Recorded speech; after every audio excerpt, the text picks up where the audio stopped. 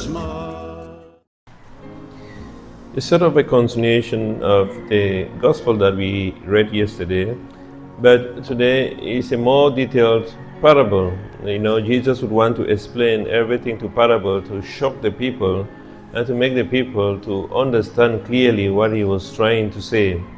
And today we hear a beautiful parable about the 10 virgins, which makes a lot of sense to the people of the Jewish of the time, because they had a culture of bridegrooms. After they had the betrothal, then they would go to pick up the brides from their homes, and then they go back home for a wedding feast. So it was very familiar. It was a very familiar scenario for those who were listening to Jesus at the time. And the bridegroom had to leave the house with his whole family, and then they come to pick the bride, and then they go home for a big wedding ceremony. We still have a lot of these in Africa as well. Even in my village, in my culture, after a traditional wedding, and the bride, not really that the groom would go to pick the bride, but after a traditional wedding, the groom and the bride would come home for a big celebration to say, we are welcoming now the bride officially in our home.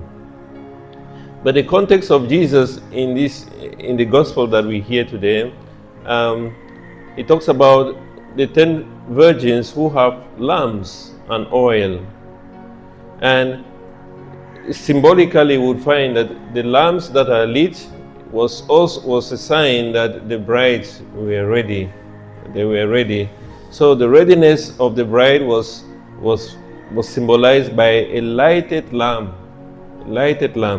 So if we put that in our minds, then it would be more easier to understand the reading that we just read today. So it's about, we have to keep our lamps lit. The virgins had to keep their lights lit. So if their lights were off, then they were not ready. If they were lit, then they were ready. So just keep that in mind. I'll give you an analogy today of maybe I make a parable within a parable. Making an analogy in the context of this parable. Think about a phone that you have. Okay, it might be Samsung, it might be Nokia, it might be Motorola, it might be iPhone 17, the latest version. Just imagine that you have your mobile banking on your phone, you have your mobile money like Gcash and any other thing on your phone, and you have everything. You have everything that you need on your phone today. Yeah, if you have your phone, you have everything. And you're about to make a journey, and you have your phone ready because it has everything. If you can do your payments or pay your flights or anything with your phone, and then you forget to charge it. Okay, you have everything, but you forget to charge your phone. So everything is inside, but then you can't use it because the phone is not charged. The battery is alive. Most often we don't think about the battery. But if you don't have the battery, even if you have all your bank accounts in your phone, it's nothing. And Jesus uses the analogy today in the gospel about the oil. If you have a lamp and there is no oil in it, then it's not going to do the work that it's meant to do. It's not going to produce light or anything. And what is this oil, or what is the lamp itself? If we come to our Catholic faith, it would be faith. The lamp is faith. But we remember St. James says that faith without good works is nothing.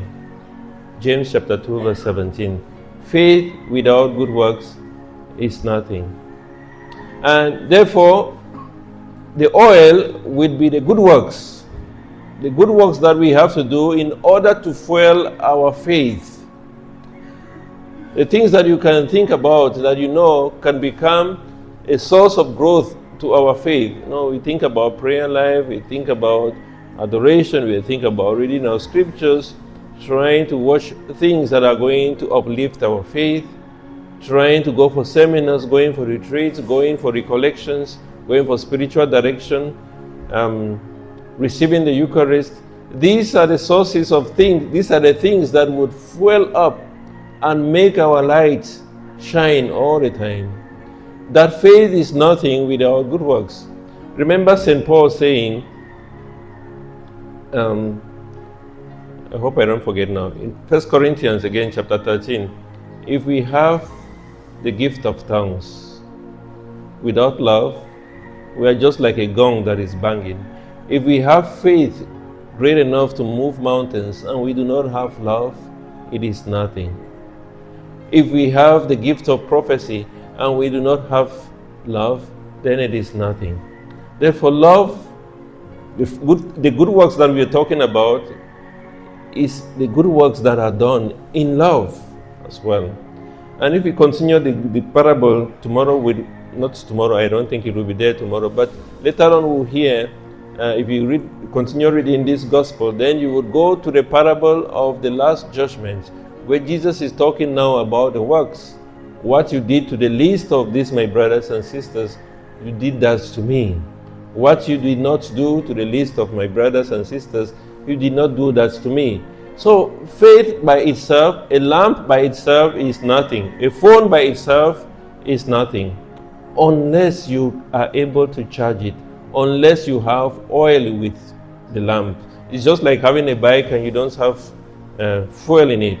It's not going to run, even if it is as beautiful as what. Even if your phone is as beautiful and as updated as what, if it is not charged, it is not going to do anything.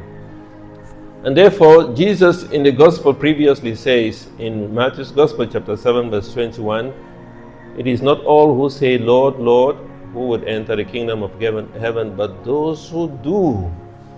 Not just saying, Lord, Lord, but those who do the will of my Father. And it's what again says in Matthew's gospel chapter 5 verse 16, your light must shine so that the people see your good works. Your light must shine so that people see your good works. So what makes the light to become brighter, what makes us ready, is when we persevere in doing good works. And St. Paul said yesterday in 2 Thessalonians that, my brothers, do not grow tired of doing what is right. Do not grow tired of doing what is right. So we must continue to persevere in doing good works. Let's not say, let's take a break and do some drugs or do some criminal acts. Then what happens? The bridegroom would come at an hour that we do not expect. My dear friends, in the context of really just what happens, I think it is really timely that happens in Nepal. It's 2 days ago. People just going around their normal business, nothing announced, everything is usual. And then the flash flood comes. If you watch videos of that, it looks like a movie, but it is reality. People are running away and this thing is just coming and covering them. And life is changed like that.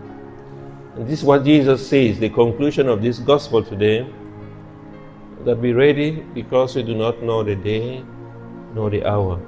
If we persevere in good works, if we keep our phones charged all the time, then we are not going to be ready. We are not going to be afraid that we don't have enough money in our pockets, or that something might happen to us, because we know in our phones we have everything.